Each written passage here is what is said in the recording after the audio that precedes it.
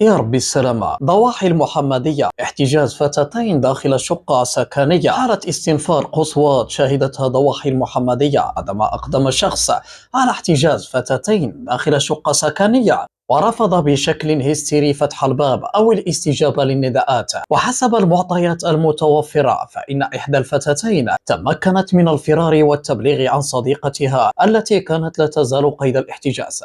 وعلى إثر ذلك تدخلت فرقة خاصة من الدرك الملكي بشكل فوري، مستعينة بعناصر القوة المساعدة ورجال الوقاية المدنية، وتوقيف المشتبه به الذي تم وضعه رهن تدابير الحراسة النظرية بأمر من النيابة العامة في انتظار استكمال التحقيقات لمعرفة خلفيات القضية. التحقيقات لا تزال جارية لتحديد ظروف وملابسات الواقعة، فيما عبر عدد من الساكنة عن صدمتهم واستنكارهم لما جرى، مطالبين بصرامة أكبر في مثل هذه القضايا.